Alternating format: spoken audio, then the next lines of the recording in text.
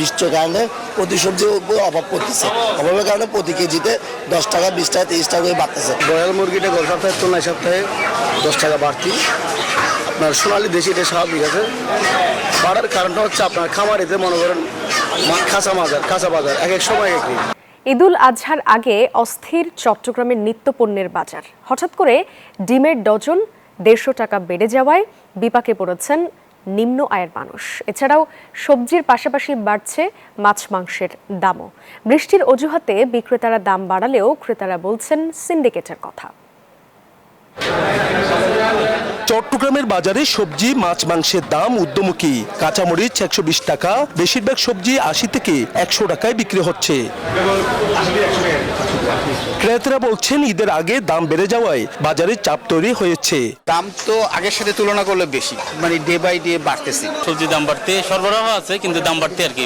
বিক্রেতাদের দাবি বৃষ্টি ও সরবরাহ সংকটের কারণে দাম বেড়েছে। বৃষ্টির কারণে প্রতি সবজি অভাব পড়তেছে, অভাবের কারণে প্রতি কেজিতে 10 টাকা 20 টাকা 30 টাকা করে বাড়তেছে। ব্রয়লার মুরগিটা গত সপ্তাহের তুলনায় সপ্তাহে 10 টাকা বাড়তি। আপনার সোনালী দেশিটা স্বাভাবিক আছে, বাড়ার কারণটা হচ্ছে আপনার খামারিতে মনে করেন কাঁচা বাজার এক এক সময় এক। সব মশার বিরুদ্ধে সুরক্ষা দিতে এলো বসুন্ধরা এক্সট্রিম অ্যারোসল, মশার বিরুদ্ধে এক্সট্রিম সুরক্ষা। ডিমের ডজন 150 টাকা, ইলিশ 1500 থেকে 2600 টাকা কেজি দরে বিক্রি হচ্ছে। গরু ও খাসির মাংস সাধারণ ক্রেতাদের নাগালের বাইরে।